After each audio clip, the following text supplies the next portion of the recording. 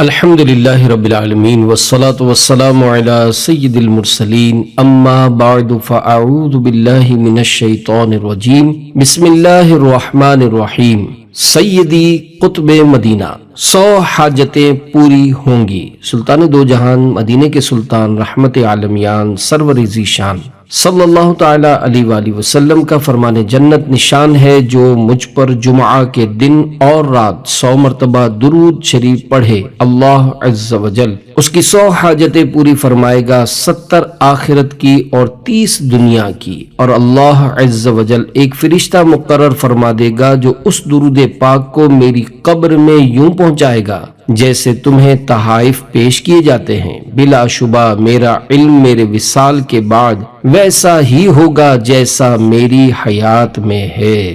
صلو علی الحبیب صلی اللہ تعالی علی محمد۔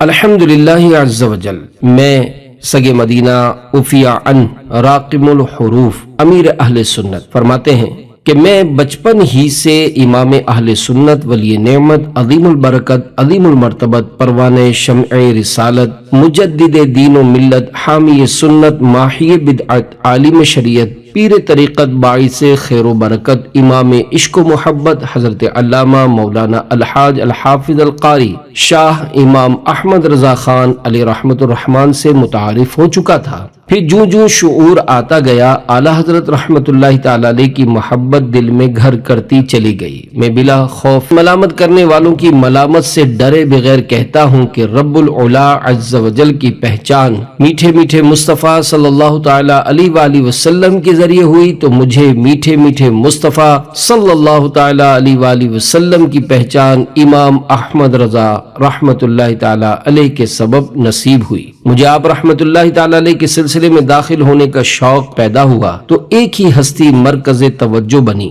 گو مشائخ اہل سنت کی کمی تھی نہ ہے، مگر پسند اپنی اپنی، خیال اپنا اپنا۔ اس مقدس ہستی کا دامن تھام کر ایک ہی واسطے سے اعلیٰ حضرت رحمت اللہ تعالی علیہ سے نسبت ہو جانی تھی، اور اس ہستی میں ایک کشش یہ بھی تھی کہ اس پر براہ راست گنبد خضرا کا سایہ پڑ رہا تھا۔ اس مقدس ہستی سے میری مراد حضرت شیخ الفضیلت آفتاب رضویت ضیاء الملت مقتدائے اہل سنت مرید و خلیفہ اعلیٰ حضرت پیر طریقت رہبر شریعت شیخ العرب والعجم میزبان مہمانان مدینہ قطب مدینہ حضرت علامہ مولانا ضیاء الدین احمد مدنی قادری رضوی علیہ رحمت اللہ القوی کی ذات گرامی ہے۔ میں نے عزم مصمم کر لیا کہ اب کسی نہ کسی طرح مجھے ان کا مرید بننا ہے، چنانچہ میں نے غالباً 1396 ہجری یعنی 1976 سنہ عیسوی میں آپ رحمت اللہ تعالی علیہ کا مدینہ منورہ زادہ اللہ شرفم و تعظیمہ کا پتہ حاصل کیا۔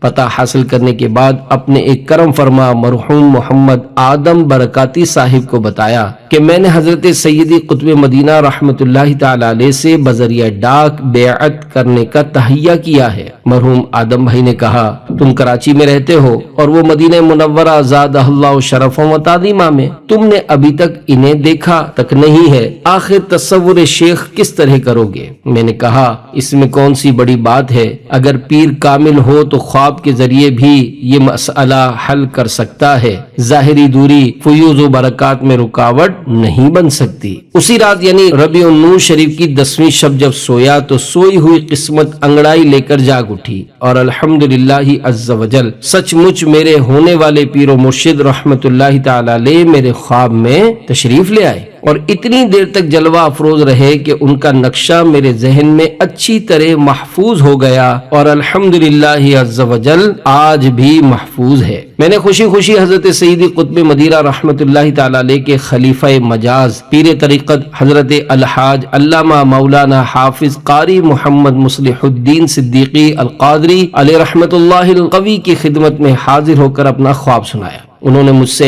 حضرت سیدی قطب مدینہ رحمت اللہ تعالی علیہ کا حلیہ دریافت کیا۔ میں نے جو دیکھا تھا بیان کر دیا۔ انہوں نے اس کی تصدیق فرمائی کیونکہ قبلہ قاری صاحب رحمت اللہ تعالی علیہ بارہا مدینہ منورہ زادہ اللہ شرف و تعظیمہ میں حضرت سیدی قطب مدینہ رحمت اللہ تعالی علیہ کی خدمت میں حاضری دے چکے تھے۔ پھر قاری صاحب رحمت اللہ تعالی علیہ ہی سے بسلسلہ بیعت عریضہ لکھوا کر کراچی سے مدینہ طیبہ زادہ اللہ شرف و تعظیمہ روانہ کیا، جواب نہ ملا۔ چند بار اسی طرح عریضے بھیجے مگر جواب ندارد۔ میں بھی ہمت ہارنے والا نہیں تھا۔ آخر کار 1 سال اور 5 روز گزرنے کے بعد پھر قسمت چمکی۔ رات خواب میں زیارت ہوئی۔ میں حیران تھا کہ مرید بھی نہیں بناتے، توجہ بھی نہیں ہٹاتے، آخر معاملہ کیا ہے؟ مجھے کیا معلوم تھا کہ انتظار کی گھڑیاں ختم ہو چکی ہیں۔ رات کو زیارت کی، پھر دن آیا اور مغرب کی نماز کے بعد پتہ چلا کہ مدینہ پاک زادہ اللہ شرفا و تعظیمہ کی مشک بار فضاؤں کو چومتا ہوا جھومتا ہوا مرشدی رحمت اللہ تعالی علیہ کی بارگاہ عطر بیز و عنبر خیز سے قبولیت کا مجدائے جاں فضا آ پہنچا ہے۔ الحمدللہ علی احسانہ۔ پھر جب 1400 سنہ ہجری میں مقدر نے یاوری کی، سرکار مدینہ صلی اللہ علیہ وآلہ وسلم نے کرم فرمایا تو جدہ شریف کے ایئرپورٹ پر اتر کر محسن و کرم فرما اور اپنے پیر بھائی ساکن مدینہ الحاج صوفی محمد اقبال قادری رضوی ضیائی سلمہ الباری کی کار میں بیٹھ کر سیدھا مدینہ منورہ زادہ اللہ شرفا و تعظیمہ حاضر ہوا۔ بارگاہ رسالت صلی اللہ علیہ وآلہ وسلم میں صلاۃ و سلام عرض کرنے کے بعد مرشدی رحمت اللہ تعالی علیہ کے آستانے عالیہ پر حاضر ہوا۔ جب بیتاب نگاہیں مرشدی رحمت اللہ تعالی علیہ کے چہرہ زیبا پر پڑی تو دل کو گواہی دینی پڑی کہ یہ تو وہی نورانی چہرہ ہے جسے باب المدینہ کراچی میں خواب میں دیکھ چکا ہوں۔ الحمدللہ عز وجل۔ تصور جماؤں تو موجود پاؤں، کروں بند آنکھیں تو جلوہ نما ہیں۔ الحمدللہ عز وجل۔ کم و بیش 2 ماہ مدینہ منورہ زادہ اللہ شرفا و تعظیمہ میں حاضری کی سعادت حاصل رہی۔ اس دوران تقریباً روزانہ آستانہ عالیہ پر ہونے والی محفل نعت میں حاضری دیتا رہا۔ بارہا شام کو بھی آستانہ مرشدی رحمت اللہ تعالی علیہ پر حاضری نصیب ہوتی رہی۔ جب مدینہ طیبہ زادہ اللہ شرفا و تعظیمہ سے رخصت کی جہاں سوز گھڑی آئی تو سر پر کوہ غم ٹوٹ پڑا۔ بارگاہ رسالت میں سلام رخصت عرض کرنے کے لیے چلا تو عجیب حالت تھی۔ محبوب صلی اللہ علیہ وآلہ وسلم کی گلی کے در و دیوار اور برگ و بار چومتا ہوا بڑھتا چلا جا رہا تھا۔ اسی دوران محبوب صلی اللہ علیہ وآلہ وسلم کی گلی کے ایک خار یعنی کانٹے نے آنکھ کے پپوٹے پر پیار سے چٹکی بھر لی جس سے ہلکا سا خون ابھر آیا۔ یہ زخم ہے طیبہ کا، یہ سب کو نہیں ملتا، کوشش نہ کرے کوئی اس زخم کو سینے کی۔ بہرحال مواجہ شریف پر حاضر ہو کر سلام عرض کر کے روتا ہوا مسجد النبوی شریف علی صاحب الصلاۃ والسلام سے باہر نکلا اور گرتا پڑتا مرشد کے آستانہ عالیہ پر حاضر ہوا اور مستریبانہ سر مرشد کے زانوں پر رکھ دیا اور روتے روتے ہچکیاں بن گئی۔ مرشدی رحمت اللہ تعالی علیہ نے انتہائی محبت کے ساتھ سر پر دست شفقت پھیر کر بٹھایا اور ارشاد فرمایا، بیٹا تم مدینہ منورہ زادہ اللہ شرف و تعظیمہ سے جا نہیں آ رہے ہو۔ اس وقت مجھے اپنے ولی کامل پیر و مرشد رحمت اللہ تعالی علیہ کے اس جملے کے معنی سمجھ میں نہیں آئے، کیونکہ بظاہر میں جا رہا تھا اور مرشد فرما رہے تھے تم جا نہیں آ رہے ہو، لیکن اب اچھی طرح اس جملے کے سربستہ راز کو سمجھ چکا ہوں، کیونکہ یہ مرشد کی کرامت تھی اور میرا حسن ظن ہے کہ مرشد میرا مستقبل دیکھ چکے تھے اور الحمدللہ عز وجل سرکار مدینہ صلی اللہ علیہ وآلہ وسلم کے طفیل مرشد کے صدقے مدینہ پاک زادہ اللہ شرفا و تعظیمہ کی اتنی بار حاضری نصیب ہوئی ہے کہ مجھے یاد بھی نہیں کہ میں نے کتنی بار سفر مدینہ کیا ہے۔ یہ سب کرم کی بات ہے۔ اللہ عز و جل کرے مرشد کے صدقے اسی طرح مدینہ منورہ زادہ اللہ شرفا و تعظیمہ میں آنا جانا رہے اور آخر کار جنت البقیع میں مرشد کے قدموں میں مدفن نصیب ہو جائے۔ رہے ہر سال میرا آنا جانا یا رسول اللہ، بقیع پاک ہو آخر ٹھکانا یا رسول اللہ۔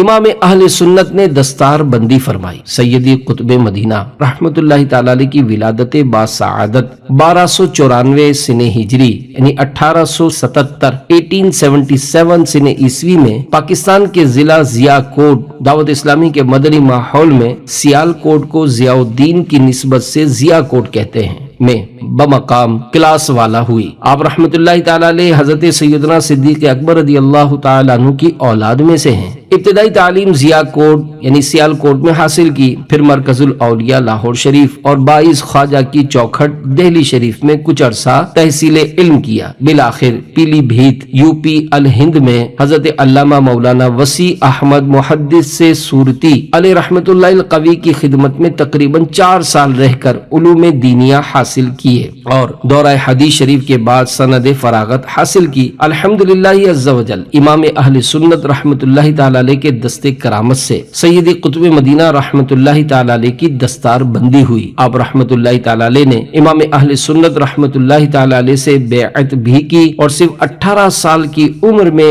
اعلی حضرت رحمت اللہ تعالی علیہ سے سند خلافت بھی پائی۔ کلی ہیں گلستان غوث الورا کی، یہ باغ رضا کے گلے خوش نما ہیں۔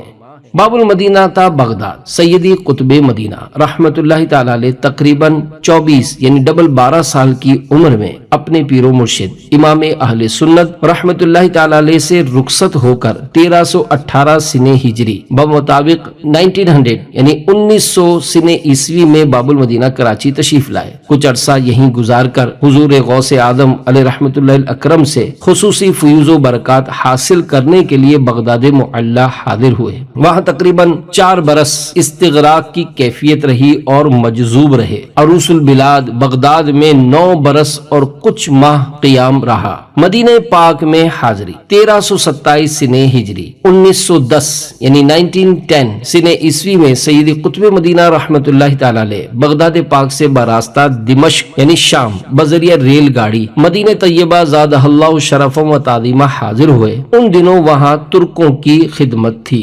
گنبد خضرا پہ آقا جاں میری قربان ہو، میری دیرینہ یہی حسرت شہ ابرار ہے۔ 7 دن کا فاقہ حضرت سیدی قطب مدینہ رحمت اللہ تعالی علیہ فرماتے ہیں، جب میں مدینہ منورہ زادہ اللہ شرف و تعظیمہ حاضر ہوا تو شروع کے دنوں میں ایسا وقت بھی آیا کہ مجھ پر 7 دن کا فاقہ گزرا۔ 7ویں روز جب میں بھوک سے نڈھال ہو گیا تو میرے پاس ایک پرہیبت بزرگ تشریف لائے اور انہوں نے مجھے 3 مشکیزیں دیے، ایک میں شہد، دوسرے میں آٹا اور تیسرے میں گھی تھا۔ مشکیزیں دے کر یہ کہتے ہوئے تشریف لے گئے کہ میں ابھی بازار سے مزید اشیاء لاتا ہوں۔ تھوڑی دیر بعد چائے کا ڈبہ اور چینی وغیرہ لا کر مجھے دیے اور فوراً واپس چلے گئے۔ میں پیچھے لپکا کہ ان سے تفصیلات معلوم کروں مگر وہ غائب ہو چکے تھے۔ قطب مدینہ رحمت اللہ تعالی علیہ کی خدمت میں عرض کیا گیا، آپ کے خیال میں وہ کون تھے؟ انہوں نے فرمایا، میرے گمان میں وہ مدینے کے سلطان رحمت عالمیان صلی اللہ تعالی علیہ وآلہ وسلم کے چچا جان سید الشہداء سیدنا حمزہ رضی اللہ تعالی عنہ تھے، کیونکہ مدینہ منورہ زادہ اللہ شرف و تعظیمہ کی ولایت انہی کے سپرد ہے۔ وہ عشق حقیقی کی لذت نہیں پا سکتا جو رنج و مصیبت سے دوچار نہیں ہوتا۔ میٹھے میٹھے اسلامی بھائیوں، حضرت سیدی قطب مدینہ رحمت اللہ تعالی علیہ حضرت سیدنا حمزہ رضی اللہ تعالی عنہ سے والہانہ عقیدت رکھتے تھے اور ہر سال 17 رمضان مبارک کو سیدنا حمزہ رضی اللہ تعالی عنہ کا عرس شریف مناتے اور ایک روزہ سیدنا حمزہ رضی اللہ تعالی عنہ کے مزار پر انوار پر افطار فرماتے تھے۔ مرحبا مرحبا۔ حضور سیدی قطب مدینہ رحمت اللہ تعالی علیہ پیکر علم و عمل تھے۔ اپنے گھر سے نکلنے اور بغداد معلی کے قیام اور مدینہ منورہ زادہ اللہ شرف و تعظیمہ میں اقامت کے دوران جس قدر آپ رحمت اللہ تعالی علیہ پر امتحانات پیش آئے، ان پر صبر و تحمل آپ رحمت اللہ تعالی علیہ ہی کا حصہ تھا۔ آپ رحمت اللہ تعالی علیہ نہایت ہی خلیق یعنی با اخلاق اور ملنسار تھے۔ اکثر جب آپ رحمت اللہ تعالی علیہ کی خدمت میں کوئی حاضر ہوتا تو مرحبا مرحبا کی صدا بلند فرماتے۔ الحمدللہ عز وجل سگے مدینہ عفیہ عنہ یعنی راقب الحروف امیر علیہ سنت فرماتے ہیں کہ میں بھی جب حاضر خدمت ہوتا تو کئی بار آپ رحمت اللہ تعالی علیہ نے اپنی شیریں سخنی کے ساتھ مرحبا بھائی الیاس فرما کر دل کو باغ باغ بلکہ باغ مدینہ بنایا ہے۔ آپ رحمت اللہ تعالی علیہ نہایت ہی متواضع اور منکسر المزاج تھے۔ سگے مدینہ امیر علیہ سنت فرماتے ہیں کہ میں نے بارہا دیکھا ہے کہ جب آپ رحمت اللہ تعالی علیہ کی خدمت میں دعا کی درخواست پیش کی جاتی تو ارشاد فرماتے، میں دعا گو بھی ہوں اور دعا جو بھی یعنی دعا کرتا بھی ہوں اور آپ سے دعا کا طلبگار بھی ہوں۔ ضیا پیر و مرشد میرے رہنما ہیں، سرور دلوں جاں میرے دل ربا ہیں۔ روزانہ محفل میلاد حضرت سیدی قطب مدینہ رحمت اللہ تعالی علیہ کو تاجدار مدینہ صلی اللہ تعالی علیہ وآلہ وسلم سے جنون کی حد تک عشق تھا، بلکہ یہ کہنا بے جانا ہوگا کہ آپ رحمت اللہ تعالی علیہ فنا فی الرسول صلی اللہ تعالی علیہ وآلہ وسلم کے اعلیٰ منصب پر فائز تھے۔ ذکر رسول صلی اللہ تعالی علیہ وآلہ وسلم ہی آپ کا روز و شبانہ مشغلہ تھا۔ اکثر زیارت کے لیے آنے والے سے استفسار فرماتے، آپ نعت شریف پڑھتے ہیں؟ اگر وہ ہاں کہتا تو اس سے نعت شریف سماعت فرماتے اور خوب محظوظ ہوتے۔ بارہا جذبات تأثر سے آنکھوں سے سیل اشک رواں ہو جاتا۔ سارا ہی سال روزانہ رات کو آستانہ عالیہ پر محفل میلاد کا انعقاد ہوتا، جس میں مدنی، ترکی، پاکستانی، ہندوستانی، شامی، مصری، افریقی، سوڈانی اور دنیا بھر سے آئے ہوئے زائرین شرکت کرتے۔ الحمدللہ عز وجل سگے مدینہ اوفی عنہ کو بھی کئی بار اس مقدس محفل میں نعت شریف پڑھنے کا شرف حاصل ہوا ہے۔ سگے مدینہ اوفی عنہ نے ایک خاص بات سیدی قطب مدینہ رحمت اللہ تعالی علیہ کی محفل میں یہ دیکھی کہ آپ رحمت اللہ تعالی علیہ اختتام پر بطور تواضع دعا نہیں فرماتے تھے، بلکہ کسی نہ کسی شریک محفل کو دعا کا حکم فرما دیتے۔ ایک بار مجھ پاپیو کمینہ سگے قطب مدینہ کو بھی الامر فوق الادب یعنی حکم ادب پر فوقیت رکھتا ہے کے تحت آستانہ عالیہ پر اختتام محفل میلاد پر دعا کروانے کی سعادت حاصل ہوئی ہے۔ دعا کے بعد روزانہ لازمی لنگر شریف بھی ہوتا تھا۔ راتیں بھی مدینے کی، باتیں بھی مدینے کی، جینے میں یہ جینا ہے، کیا بات ہے جینے کی، طمع نہیں، منع نہیں اور جمع نہیں۔ حضرت سیدی قطب مدینہ رحمت اللہ تعالی علیہ ایک کریم النفس اور شریف الفطرت بزرگ تھے۔ ان کی قربت میں انس و محبت کے دریا بہتے تھے اور سلف صالحین رحمہم اللہ المبین کی یاد تازہ ہو جاتی۔ آپ رحمت اللہ تعالی علیہ سخی اور بہت عطا فرمانے والے تھے۔ آپ رحمت اللہ تعالی علیہ فرمایا کرتے تھے، طمع نہیں، منع نہیں اور جمع نہیں، یعنی لالچ مت کرو کہ کوئی دے، اور اگر کوئی بغیر مانگے دے تو منع مت کرو، اور جب لے لو تو جمع مت کرو۔ جب آپ رحمت اللہ تعالی علیہ کو کوئی عطر پیش کرتا تو خوش ہو کر اسے اس طرح دعا دیتے، عطر اللہ ایامکم، یعنی اللہ عز و جل تمہارے ایام معطر یعنی خوشبودار کرے۔ آپ کو شہنشاہ امم سرکار دو عالم صلی اللہ علیہ وآلہ وسلم اور حضور سیدنا غوث العظم علیہ رحمت اللہ الاکرم سے بے حد الفت تھی۔ ایک بار فرمانے لگے، کسی نے کیا خوب کہا ہے، بعد مردن روح تن کی اس طرح تقسیم ہو، روح طیبہ میں رہے لاشا میرا بغداد میں۔ غوث اعظم نے مدد فرمائی۔ سیدی قطب مدینہ رحمت اللہ تعالی علیہ فرماتے کہ ایک مرتبہ مجھ پر فالج کا شدید حملہ ہوا اور میرا آدھا جسم مفلوج ہو گیا۔ علالت یعنی بیماری اس قدر بڑھی کہ سب لوگ یہی سمجھے کہ اب یہ جاں بر نہ ہو، یعنی زندہ بچ نہ سکیں گے۔ ایک رات میں نے رو رو کر بارگاہ سرور کائنات صلی اللہ تعالی علیہ وآلہ وسلم میں فریاد کی، یا رسول اللہ صلی اللہ تعالی علیہ وآلہ وسلم، مجھے میرے پیر و مرشد میرے امام احمد رضا خان رحمت اللہ تعالی علیہ نے خادم بنا کر حضور صلی اللہ تعالی علیہ وآلہ وسلم کے آستانے پر بھیجا ہے۔ اگر یہ بیماری کسی خطا کی سزا ہے تو مرشدی کا واسطہ مجھے معاف فرما دیجئے۔ اسی طرح حضور غوث پاک اور خواجہ غریب نواز رحمت اللہ تعالی علیہما کی سرکاروں میں بھی استغاثہ پیش کیا، یعنی فریاد کی۔ جب مجھے نیند آ گئی تو کیا دیکھتا ہوں کہ میرے پیر و مرشد سیدی اعلی حضرت امام احمد رضا خان رحمت اللہ تعالی علیہ دو نورانی چہرے والے بزرگوں کے ہمراہ تشریف لائے ہیں۔ اعلی حضرت رحمت اللہ تعالی علیہ نے ایک بزرگ کی طرف اشارہ کرتے ہوئے فرمایا، ضیاء الدین رحمت اللہ تعالی علیہ، دیکھو یہ حضور سیدنا غوث العظم علیہ رحمت اللہ الاکرم ہے۔ اور دوسرے بزرگ کی طرف اشارہ کرتے ہوئے ارشاد فرمایا، اور یہ حضور خواجہ غریب نواز رحمت اللہ تعالی علیہ ہیں۔ حضور غوث اعظم علیہ رحمت اللہ الاکرم نے میرے جسم کے مفلوج یعنی فالج زدہ حصے پر اپنا دست شفا پھیرا اور فرمایا، اٹھو۔ میں خواب ہی میں کھڑا ہو گیا۔ اب یہ تینوں بزرگ نماز پڑھنے لگے، پھر میری آنکھ کھل گئی۔ الحمدللہ عز وجل، میں تندرست ہو گیا۔ اللہ عز وجل کی ان پر رحمت اور ان کے صدقے ہماری مغفرت ہو۔ مرشدی مجھ کو بنا دے تو مریض مصطفیٰ، از پے احمد رضا یا غوث اعظم دستگیر۔ امداد مصطفیٰ سید قطب مدینہ رحمت اللہ تعالی علیہ فرماتے ہیں، مجھے محفل میلاد کرنے کے مقدس جرم میں مدینہ منورہ زادہ اللہ شرف و تعظیمہ سے نکالنے کی متعدد بار کوشش کی گئی، لیکن بارگاہ رسالت صلی اللہ علیہ وآلہ وسلم میں حاضر ہو کر فریاد کرتا تو کوئی نہ کوئی سبب مدینہ منورہ زادہ اللہ شرف و تعظیمہ میں حاضر رہنے کا بن جاتا۔ ایک بار تو پولیس نے میرا سامان گھر سے اٹھا کر باہر پھینک دیا۔ میں پریشان ہو کر گلی میں کھڑا تھا، سپاہیوں کی نظریں جوں ہی غافل ہوئیں، میں تڑپتا ہوا روضہ انور پر حاضر ہو گیا اور رو رو کر فریاد کی۔ جب دل کا بوجھ ہلکا ہوا، میں واپس اپنی گلی میں پہنچا تو پولیس نے خود ہی سامان اندر رکھ دیا تھا اور مجھے بتایا گیا کہ آپ کی شہر بدری کا آرڈر منسوخ کر دیا گیا ہے۔ واللہ وہ سن لیں گے، فریاد کو پہنچیں گے، اتنا بھی تو ہو کوئی جو آہ کرے دل سے۔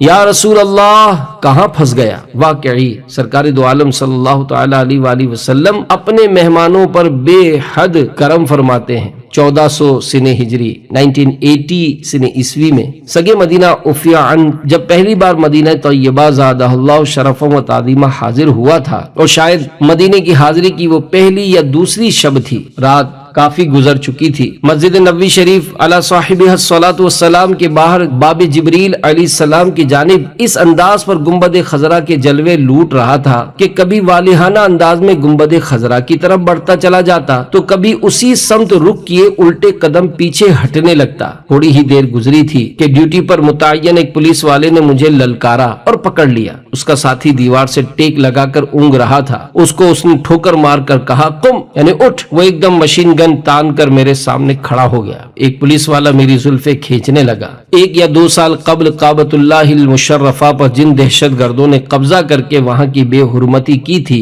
جس سے دنیا کا ہر مسلمان تڑپ اٹھا تھا، غالباً وہ سب لوگ لمبی لمبی زلفوں والے تھے۔ تو ہو سکتا ہے پولیس نے مجھے بھی ان کا آدمی سمجھا ہو۔ انہوں نے مجھ سے پاسپورٹ طلب کیا۔ اتفاق سے اس وقت وہ میرے پاس موجود نہیں تھا، بلکہ قیام گاہ پر تھا۔ اب تو میں بالکل ہی پھنس گیا تھا۔ یہ دونوں مل کر مجھے ایک کوٹھڑی پر لائے اور اس کا تالا کھولا اور اندر دھکیلنے لگے۔ رات کافی گزر چکی تھی، مجھے پیشاب کی حاجت ہو رہی تھی اور مجھے ایک دم فکر لاحق ہو گئی کہ اس کوٹھڑی کے اندر طہارت و وضو کر کے نماز فجر کیسے ادا کر پاؤں گا۔ میں گھبرا گیا اور بے ساختہ میری زبان سے اپنی مادری زبان میمنی میں فریاد کے کلمات جاری ہو گئے، جس کا اردو ترجمہ ہے، یا رسول اللہ صلی اللہ علیہ وآلہ وسلم کہاں پھنس گیا؟ اب تو اور بھی ڈرا کہ میں نے یا رسول اللہ صلی اللہ علیہ وآلہ وسلم کی صدا لگا دی ہے، لہذا شاید مجھ پر شدید ظلم ہوگا، کیونکہ بدقسمتی سے وہاں کا مسلط طبقہ یا رسول اللہ صلی اللہ علیہ وآلہ وسلم کہنے والوں کو اچھی نظر سے نہیں دیکھتا۔ مگر کیا خوب کرم ہوا کہ جو ہی میرے منہ سے یا رسول اللہ صلی اللہ علیہ وآلہ وسلم کی صدا نکلی، میری بے کسی اور گھبراہٹ دیکھ کر پولیس والوں کی ہنسی نکل گئی اور انہوں نے کوٹھڑی کے دروازے پر تالا لگا دیا اور مجھے چھوڑ دیا۔ جب تڑپ کر یا رسول اللہ کہا، فوراً آقا کی حمایت مل گئی۔ صلو علی الحبیب صلی اللہ تعالی علی محمد۔ غائبانہ ہستیوں کی آمد۔ حضور سیدی قطب مدینہ رحمت اللہ تعالی علیہ پر وصال سے 2 ماہ قبل کچھ عجیب سی کیفیت طاری تھی۔ کچھ ارشاد فرماتے تو سمجھ میں نہ آتا، بعض اوقات بار بار فرماتے آئیے قبلہ من تشریف لائیے۔ ایک بار حاضرین نے دیکھا کہ آپ رحمت اللہ تعالی علیہ ہاتھ جوڑ کر کسی سے التجا کر رہے ہیں، مجھے معاف فرما دیجیے، کمزوری کے باعث میں تعظیم کے لیے اٹھ نہیں پا رہا۔ کچھ دیر کے بعد حاضرین کے استفسار یعنی پوچھنے پر ارشاد فرمایا، ابھی ابھی حضرت سیدنا خضر علی نبینا علیہ الصلوۃ والسلام، حضور سرکار بغداد سیدنا غوث اعظم رحمت اللہ تعالی علیہ اور میرے پیر و مرشد اعلی حضرت امام احمد رضا خان رحمت اللہ تعالی علیہ تشریف لائے تھے۔ وصال شریف و جنازہ مبارکہ۔ 4 ذوالحجۃ الحرام 1401 سن ہجری 2 اکتوبر 1981 بروز جمعہ مسجد النبوی شریف علی صاحبہ الصلاۃ والسلام کے مؤذن نے اللہ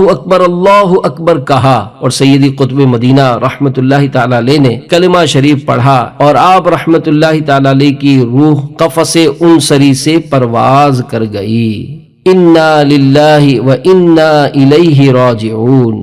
بعد غسل شریف کفن بچھا کر سر اقدس کے نیچے سرکار مدینہ صلی اللہ تعالی علیہ وآلہ وسلم کے حجرہ مقصورہ شریف کی خاک مبارک رکھی گئی۔ آمینہ رضی اللہ تعالی عنہا کے دلبر صلی اللہ تعالی علیہ وآلہ وسلم کی قبر انور کا غسالہ شریف اور مختلف تبرکات ڈالے گئے، پھر کفن شریف باندھا گیا۔ بعد نماز عصر درود و سلام اور قصیدہ بردہ شریف کی گونج میں جنازہ مبارکہ اٹھایا گیا۔ عاشق کا جنازہ ہے ذرا دھوم سے نکلے، محبوب کی گلیوں میں ذرا گھوم کے نکلے۔